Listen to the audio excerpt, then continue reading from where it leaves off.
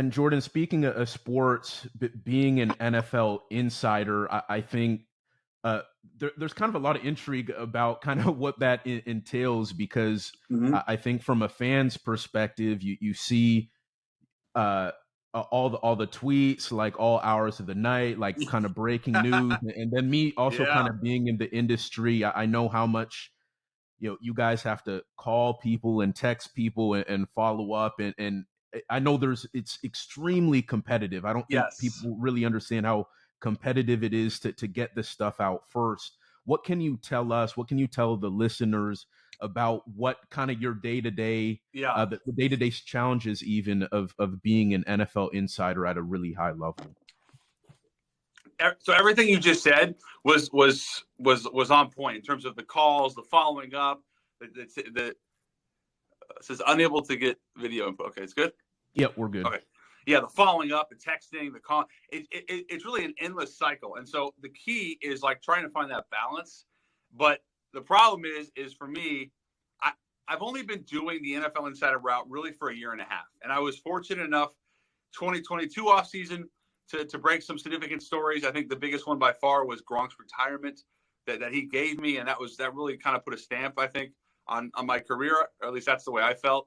And then this offseason, I felt like expanding on that and really having some success, and having the opportunity to break news at a relatively high level and doing it what I felt like was the right way, and that's just that my way, and that's through the lens of the player, and empowering them and trying to tell their truth. So I think I would say the day to day is probably the hardest part in terms of just remembering to have these relationships, or to continue cultivating the relationships, because that most of the time you're talking to someone, it's just not necessarily about that. It's not. It might not be about football. Maybe it is about football, but it's about something totally different than the ultimate a story you're going to break. There's just a lot of these like little conversations that hopefully add up into building that relationship. And I think, like I said, the reason I brought up me being relatively new in the space is because I don't necessarily have the decades of relationships with the current GM who was a scout 15 years ago, So Yeah. I feel like, yes, that is a disadvantage per se, because I haven't been doing it as long, and obviously experience makes a big difference. The advantage is that I think we grew up, at least I'm 37, younger than me, but having like kind of the first digital native generation, and really trying to maximize social media and use it as an opportunity to build relationships, genuine friendships, and B, cultivate my brand in a way that is really indicative of what I feel, or how I feel I want to project. Like I said, kind of if you will, the player's insider. And that was the only way I ever felt like I wanted to do it, because I think, like I said earlier, the earlier relationships as a kid, and in the experiences of being around an NBA team, being around NBA players, really shaped me in the way that I want to cover the league. So, again, another long-winded answer just to say that there is a lot that goes in day to day, because, like you said, it's very competitive, and there's only a finite number of stories. What's your craziest like breaking news story, breaking news moment that you can think of where you had something, or you had to get something confirmed and you're maybe worried that Adam Schefter or Ian Rappaport is going to get to it before you? Like, do you have any story like that where it got Absolutely, I really think. crazy, like something like Yeah, that? I've told the Gronk one so many times.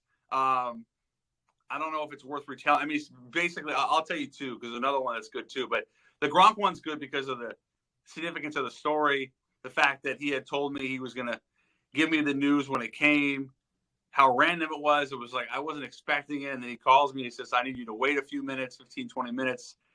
I get off the phone.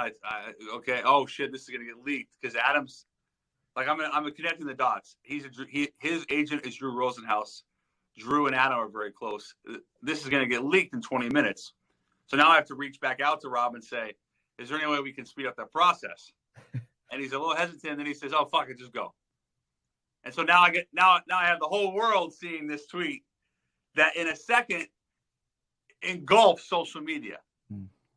Rob is he really looked out. He really looked out for you because I feel like as the newsbreaker, almost to like push a guy to allow you to get it out sooner. Like he really looked out for you. Because I said, this is your story, and I'm so grateful that you're giving me the chance to announce it. But I said to him, there's a real chance it's going to get leaked.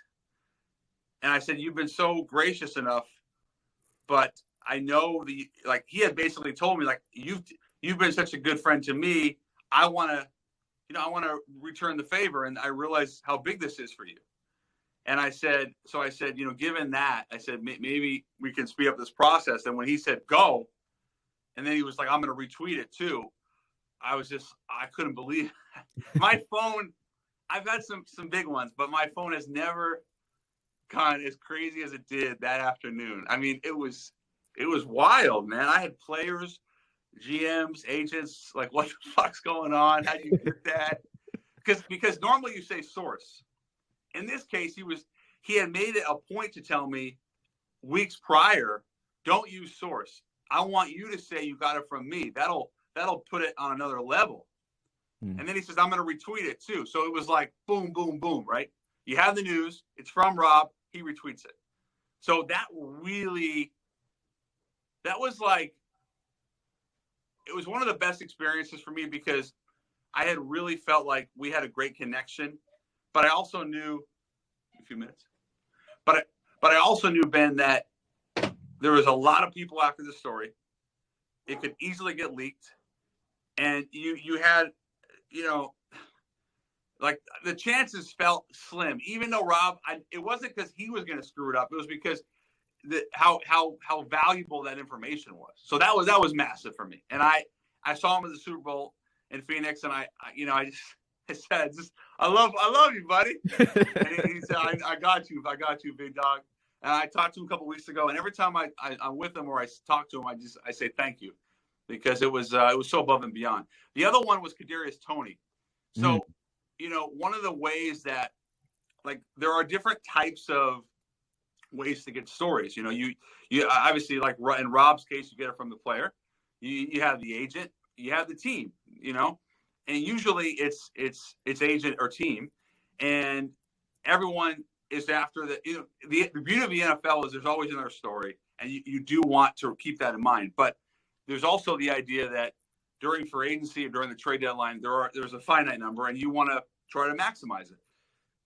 In the case of Kadarius Toney, you're not gonna, like, trades are really tough to get because you have multiple parties. You have the agent of the player, and you have two different teams, two organizations. And then you have other players that are involved in the trade. So there's just a lot of moving parts. When I broke that trade, I was right here. It was trade deadline. I was on my computer working, kind of on the phone and just checking. And I saw the text. Kadarius Toney traded to the Chiefs for conditional third-round pick, whatever it was. And my phone, my hand, like, did like a, what's it called? It almost couldn't move, it was dead. I was like, and I looked at it and I said, oh, I got to go. And so, because I knew, like, someone's going to get this. For whatever reason, no one got it for, like, I don't know, 8-10 minutes, whatever it was. It was like buried, not buried. It was a really strange deal, right? It wasn't just a player signing with a team. It was a significant player from a 10-pole franchise in the Giants going to the Chiefs with Patrick Mahomes. There were so many juicy parts to that story. And for whatever reason, it didn't get leaked for quite some time. 8 or 10 minutes is an eternity when it comes to the breaking news space. So that one, my phone blew up for different reasons. And I went on McAfee right away, and those are always cool. And, to do those hits. And, I had, I know some people weren't thrilled about that one. I was ecstatic, and I was really, really happy for the player because I knew he was going to succeed with Kansas City. And I was really happy, just for myself selfishly to have an opportunity to break a trade of that magnitude.